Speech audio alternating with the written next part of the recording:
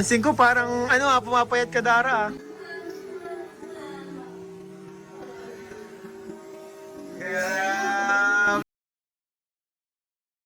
So yung mga kalingap, andito na po tayo kala Dara.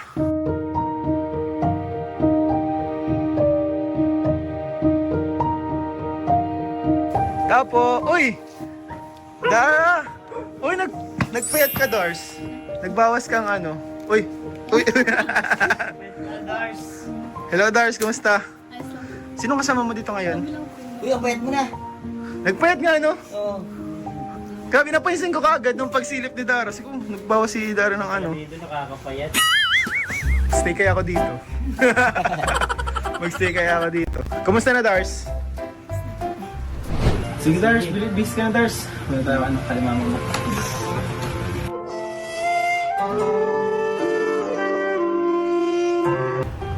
Ito na nga. Yun. Malapit na ang dibo ni Dara, mga kalinga. Ay siya, di ba na no? Magdidibo na si Dara. 18 years old. Grabe, once in a lifetime nangyari to. Dalaga ka na. Anong plano mo sa dibo? Kung sakaling may mag-sponsor. Po, kahit simpleng ano lang po, celebration, okay lang po yun sa akin. Kasi kahit ano naman kung ibigay sa akin or ipa-celebrate, okay naman po yun sa akin. Wala pong problema.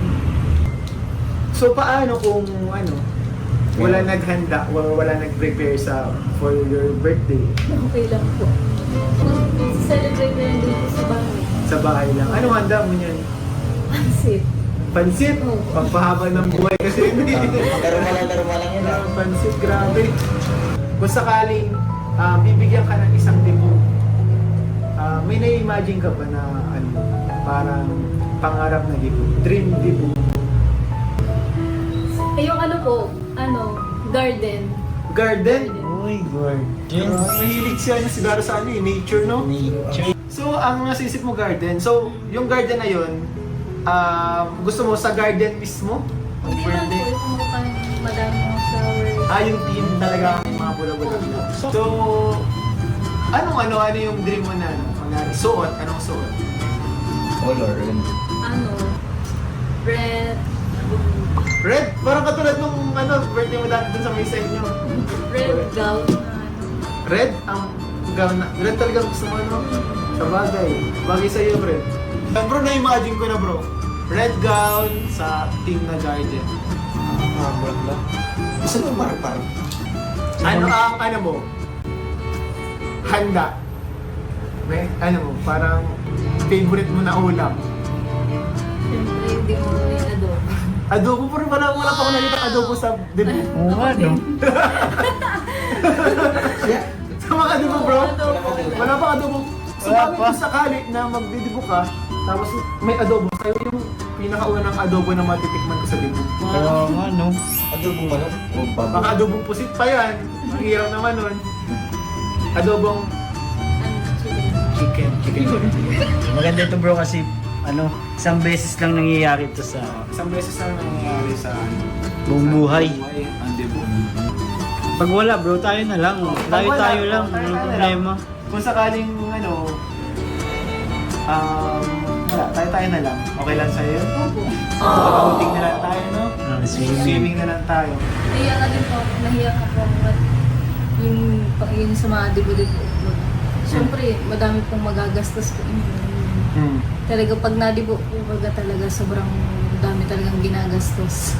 Kaya parang sa akin po, mas okay na yun po. Okay, simple-simple lang para walang masyadong magastos. Grabe.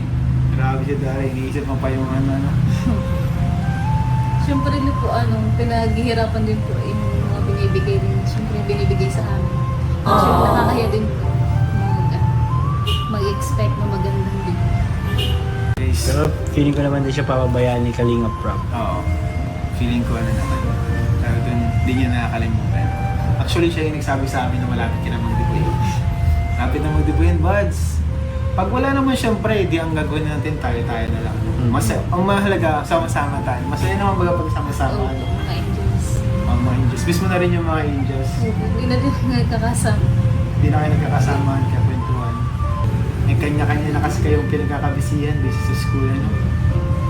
So, grabe, malapit na po. Kailan nga ang ano mo, Debo? December 11. December 11, grabe, ano na lang, 1 month na lang. Mm. Sana makapag-bonding tayo ulit. Ano?